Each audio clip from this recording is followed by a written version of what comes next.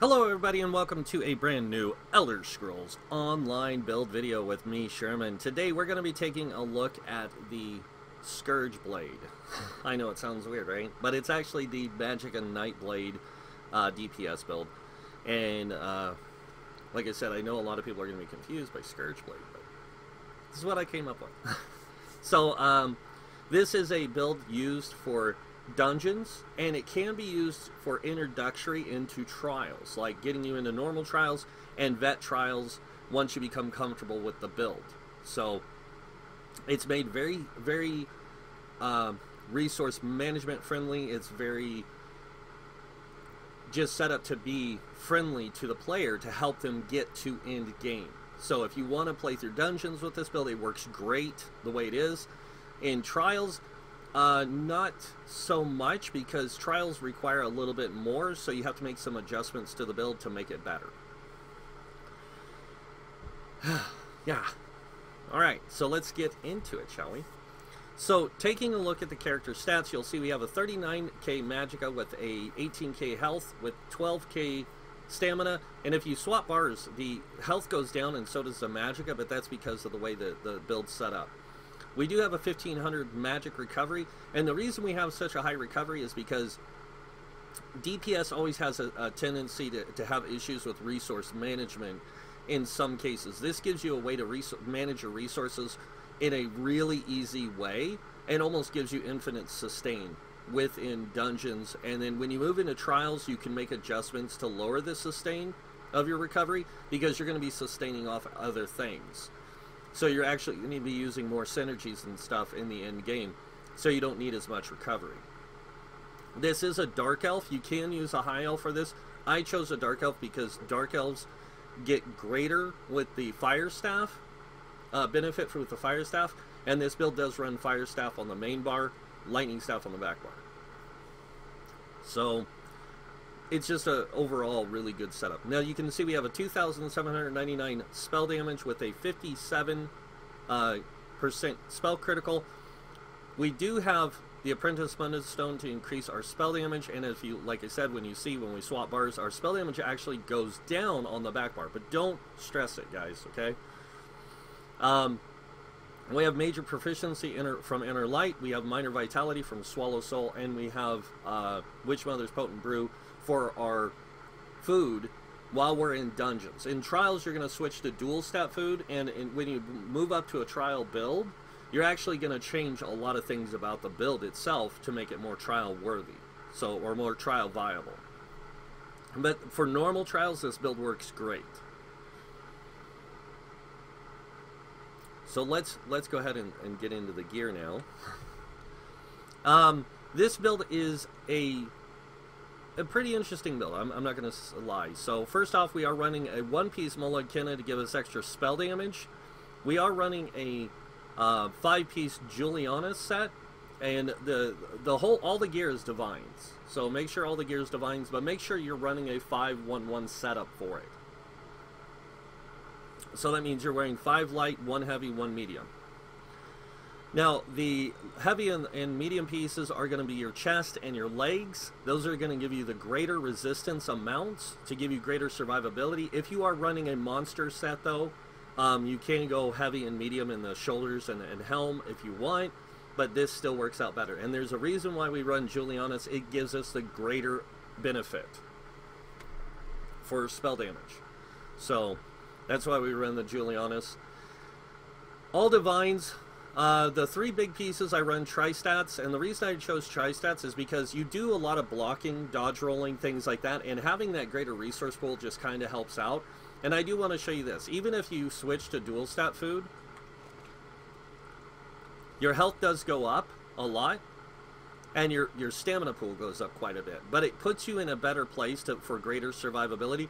If you are playing with somebody running Ebon Armor, you can actually change the tri-stats out for single stat food glyphs in magicka, but honestly it ends up being close to the same as this anyways. So I just prefer this setup, because even at max level, like in trials, having that greater health pool gives you greater survivability. Now, If you want to go for more meta play, you can lower your health pool, like I said, by changing the tri-stat glyphs out for the like max magicka here, and then a health glyph here, and you'll get greater benefit out of your character. But at the same time, when it comes to your points here, you're gonna go 64 into magicka, so you're just gonna end up with a greater magicka pool in the end anyways. So going back into here, we are running another 5-piece set, and the other 5-piece set we're running is War Maidens. If you guys didn't know, most of Nightblade abilities are magic damage based. So using War Maidens gives you that extra benefit to the class. And this set also gives you an extra spell critical, extra max magicka, extra spell damage, and then the 5-piece increases the spell damage of your magic damage abilities by X amount, 391. Almost 400. If you can get this in gold, it will come out to being, I think it is, I'm pretty sure it is. Yeah, so, it should come out to about 400 spell damage on that when you get it up to gold quality. So, and like I said, on the smaller pieces run magicka glyphs, on the big pieces run the tri-stats. You don't have to do this, it just helps out in the long run. Now moving down here to the jewelry, we are running 2 spell damage and 1 recovery glyph. You can switch this out for a magic damage glyph when you get comfortable with the build. Like I said, I'm going to go ahead and do this so I don't make this mistake like I did earlier. So yeah, but make sure that when you get there to switch this out for spell damage. Now, moving on down here to the staves, we are running 2 staves from War Maidens, and the 2 staves we're running is an Inferno Nirnhoned front bar staff, and on our back bar we're running an infused lightning staff. Now, the reason I did this is after lots of testing, lots of it, this actually works out better. And the reason why is because you're going to be focusing light attacks on the front bar with the Inferno staff, and on the back bar you're going to be running the spell damage, or like heavy attacks. So the heavy attack rotation on the back bar is going to give you greater control of your resource management, but it's also going to give you a little bit better damage on the back bar, even though your damage goes down. But you'll see why I say that when I get through the CP and everything, and then I show you a parse on the skeleton. So there's a reason why we do this. Now on the front bar you do want a shock glyph. This has a 20% chance of applying off balance, by the way, or concussed. And then with the lightning staff on the back bar and the lightning wall, you have a chance of applying off balance because of the concussion. When you do that, you get a perk in your CP if you have that CP unlocked. Now, this build does not utilize that CP, and I'll get to that in a second. But there's another reason why we run a lightning staff, and again, like I said, I'll get to that in a minute. So yeah, really, really good setup in the end, by the way. So let's go ahead and take a look at the skills. So for the skills, make sure you unlock all your racial or your class passives. Sorry, those are very important. Make sure you unlock your weapon passives also all the way. And then on armor, you want to make sure you unlock all the heavy armor passives. On the medium armor, you don't have to fill in these two if you don't want them. I would still fill in Windwalker, and I definitely fill in Athletics, and I'll show you why when we get to CP. But Athletics because of the roll dodge. On heavy armor, make sure you fill in all 3 of the passives because you can utilize all 3. And then with the world skills, if you're a vampire, make sure you fill in the vampire stuff. If you're not, don't worry about it, just you can do what you want. I always fill in the soul magic. When it comes to Fighter's Guild, I always fill in Intimidating Presence because of questing, and then Banish the Wicked because of the ultimate gen.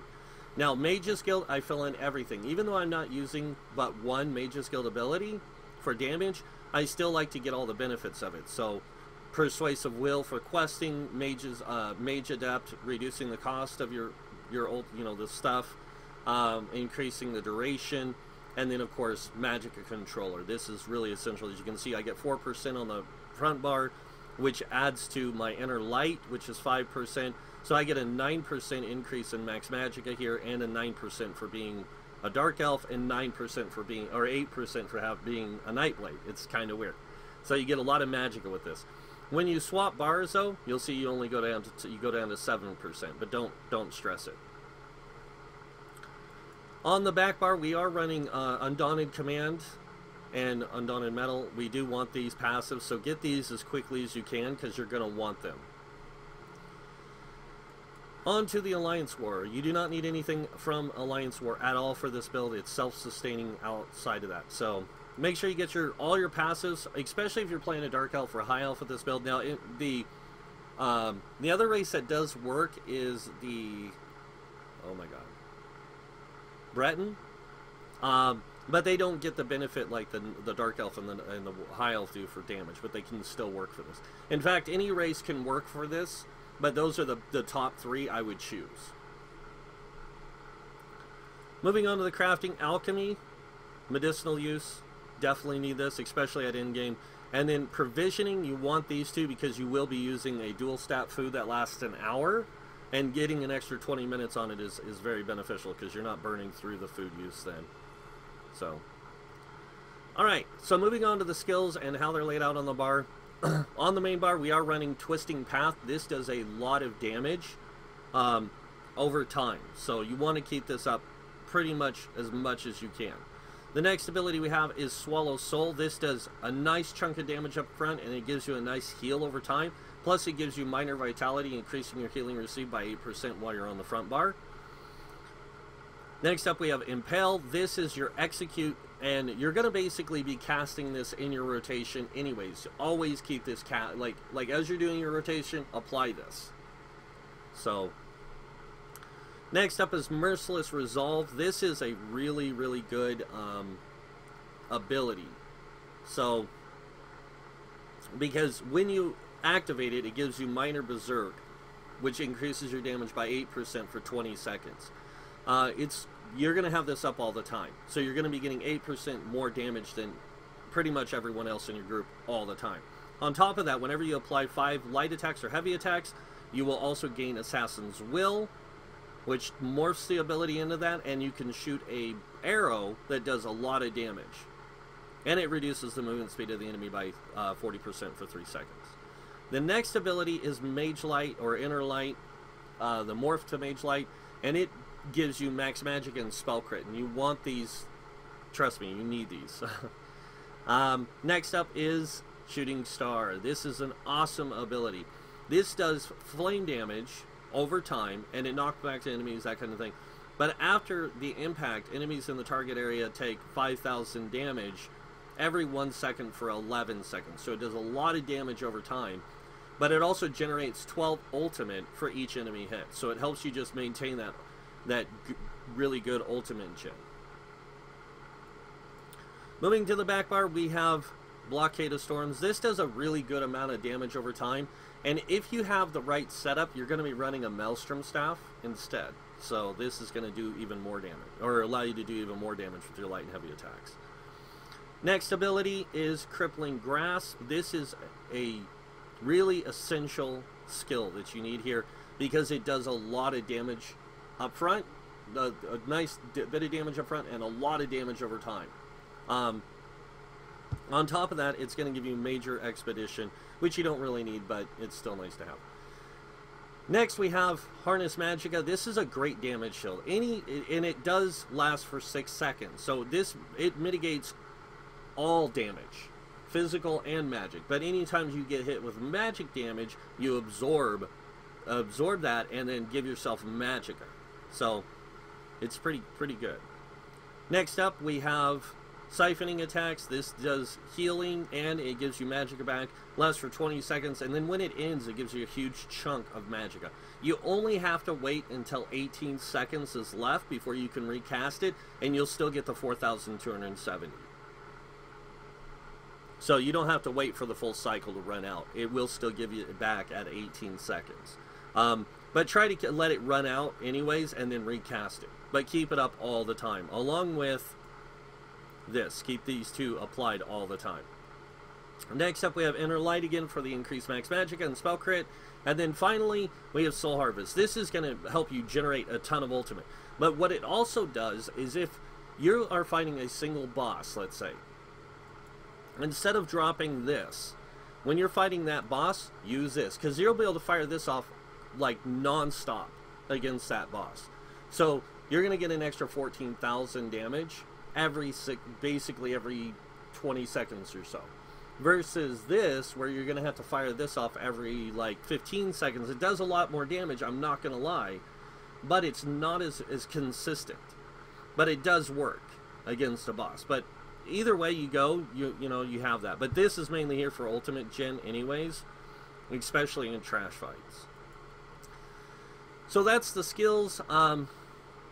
Like I said, a lot of people, you know, will say, well, the Nightblade's the most powerful magic DPS in the game. And they are one of the most powerful magic DPS in the game. I'm not going to lie. When it comes to single target, they are the most powerful. When it comes to area of effect, Sorks beat them out. But that's because Sorks get greater area of effect. Now, when it comes to damage over time builds, Nightblades and DKs still topple everything. But yeah, so that's the abilities there. We're going to go ahead and take a look at the champion points, starting with Red Tree. So we have 56 in Ironclad. This reduces the damage taken from direct damage by 20%. Over here we have 56 in the Thick Skin. Also reduces damage taken from damage over time effects by 20%.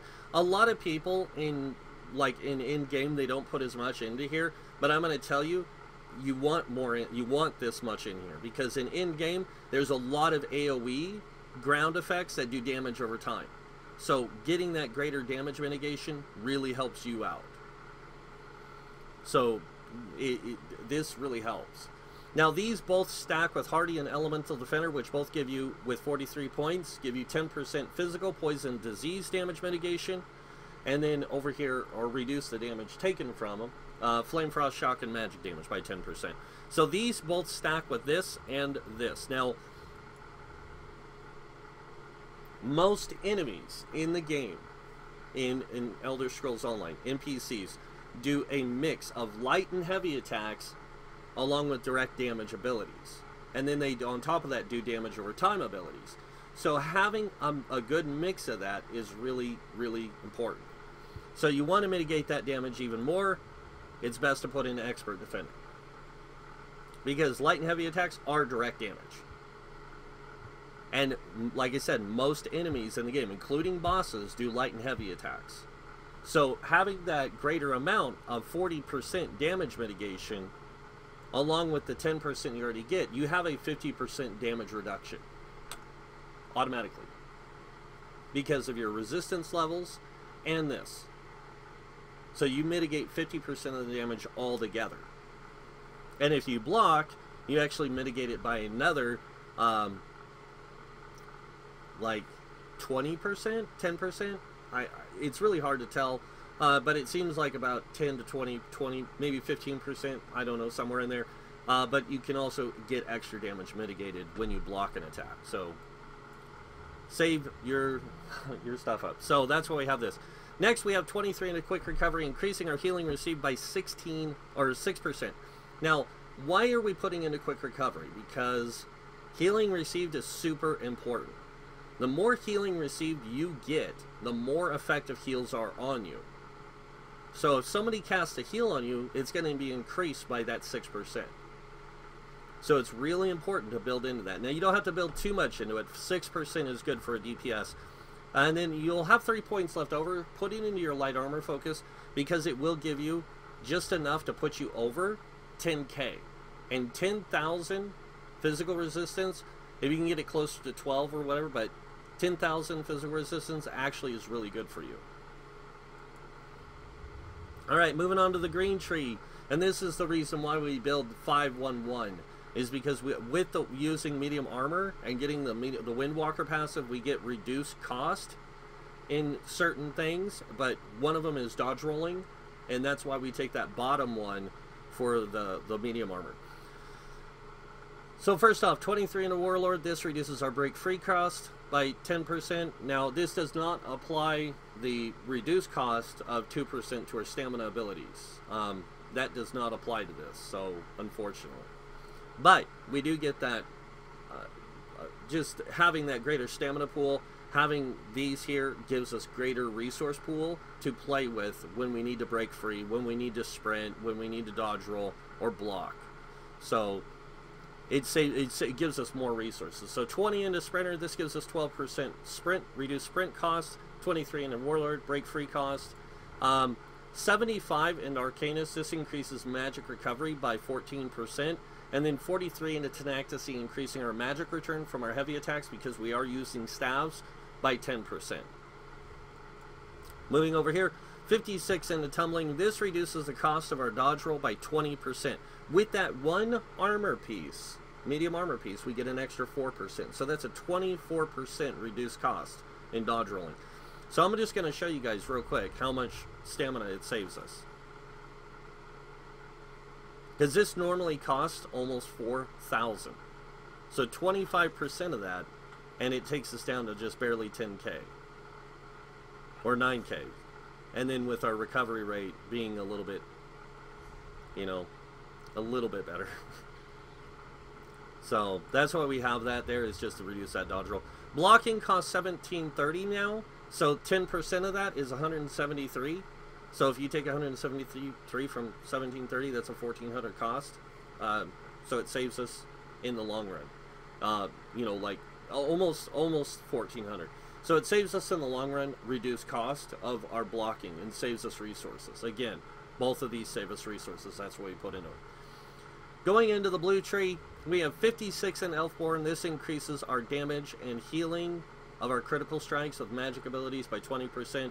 We have 43 into Elemental Expert. This increases our Flame, Frost, Shock, and Magic damage by 10%. This right here is super important to have it at that 20% mark. You want it at 20%. So just make sure that's there, and make sure this is at 10. Remember, we are a Dark Elf, so we gain 7% increase in Flame damage, 2% increase in Shock damage. So we actually have 17% increase in Flame damage, and a 12% in Shock. Now, we're not going to be playing off the Shock side as much as we do the Fire side with this build, because our light attack rotation is done with a Fire Staff.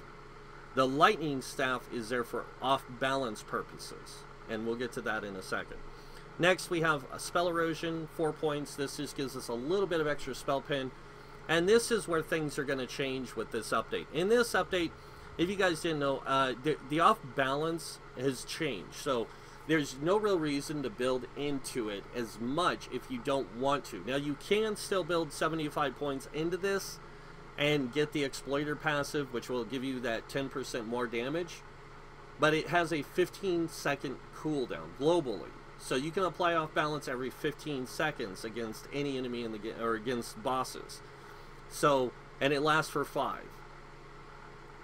So when you apply this, since bosses can't be knocked off balance or stunned or anything like that, you can keep the off balance up for the 5 seconds, and it'll increase your damage against them by 10%. But if you don't want to build into that, you can build into something else that I call the light and heavy attack rotation. So on this, you get 20% for having 35 points in the Staff Expert. This increases light and heavy attacks by 20%. If you guys didn't know, light attacks are always direct damage. So even heavy attacks with the Fire Staff and the Ice Staff are direct damage.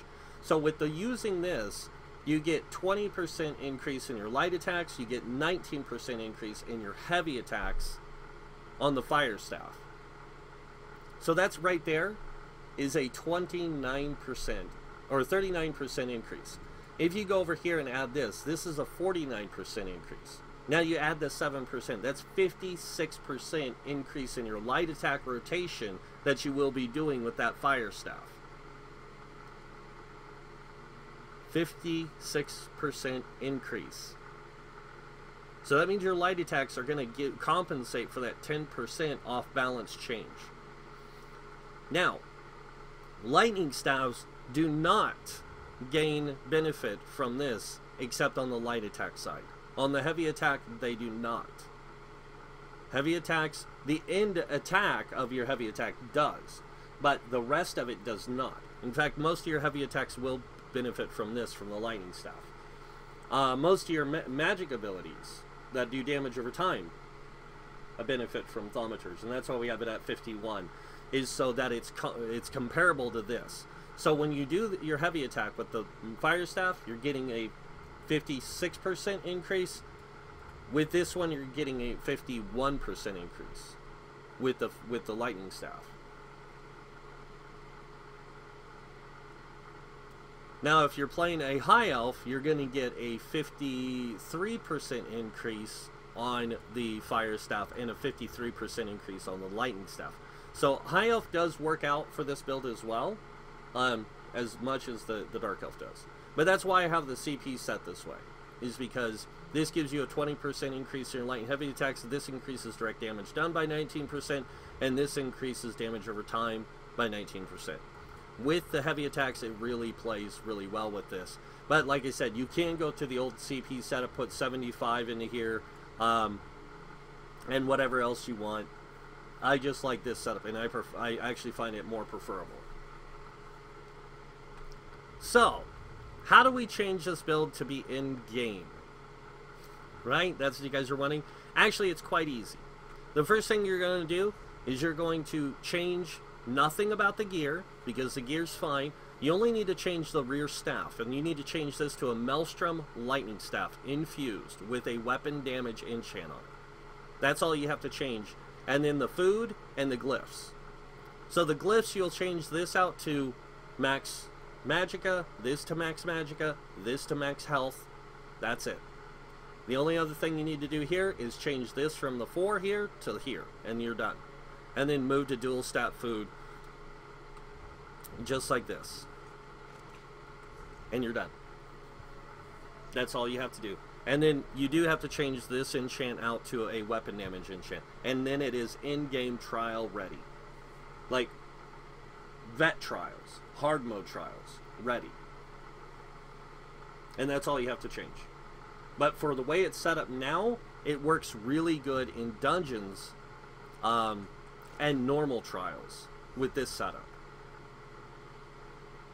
So let me go ahead and give you guys a quick show of the rotation. Really quick. Let me make sure I'm on the right bar. Gotta get this. Oops. Gotta get this going. Gotta get, sorry, this going, and then potion going. So you're gonna start on the back bar. You're gonna drop your wall of lightning, light attack. This light attack, swap bars. Sorry, cast the wall, light attack, cast this, light attack, cast this, light attack, and then you're going to get this off right here to where you can do the bow thing, and then recast it, and then light attack, swap bars, and then do the wall of lightning, heavy attack, that heavy attack, and then cast this, and then light attack. So when you swap bars and you do this, and then light attack, that one ability is already up again, so you can utilize the bow.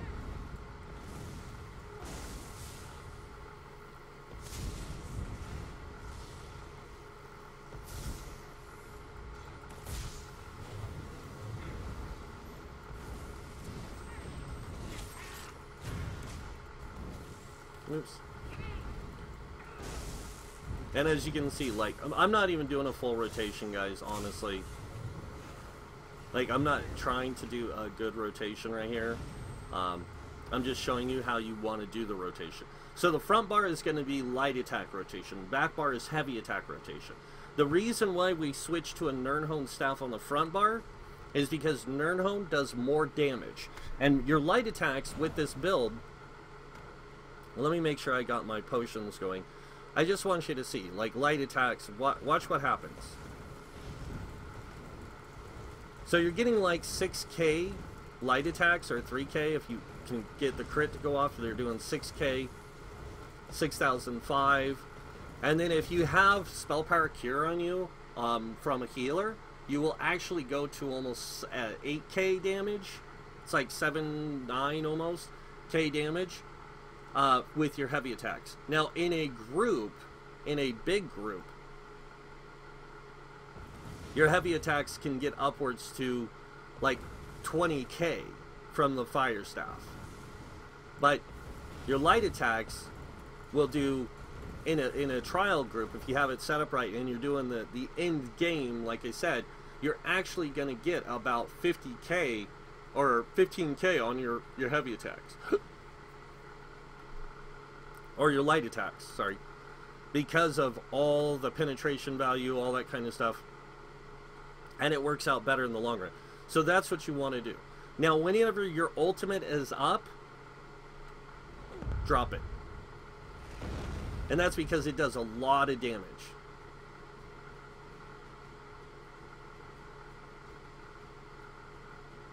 So always keep your ultimates going as much as you can. Only heavy attack on the back bar, and like I said, and the reason why is because this does damage over time when you do it. See how it does the damage below, and then up top, and at the end, it procs? The proccing damage at the end is actually the direct damage of that attack. It's at the end. It's not the initial hit. It's the last attack on both Resto and Lightning. So that's why you want to use the heavy attacks on the back bar, is because you want that one, you want the greater return of resources, but you also want to do that damage over time along with this and that ability, which are both damage over time. As you can see, I'm doing a greater amount of damage, and if I do this, like have my potion going, you can see that damage over time is a lot greater.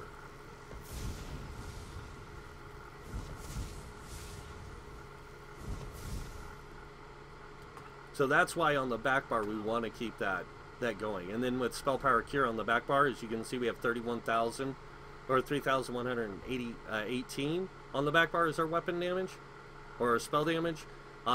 With Spell Power Cure and this ability being affected by the 440, we actually get greater damage. So, and if you want to make this more meta in the end game, just switch out this jewelry set and this piece here and this one staff to Moon Dancer. You can run 5 Moon Dancer with the Julianus, or you can run 5 Julianus, a monster set, and Moon Dancer staff with the 3 jewelry, and then on the back bar run a Maelstrom staff. It's up to you. I can't control how you choose to play the end game, but I know that this build will work getting you there. So,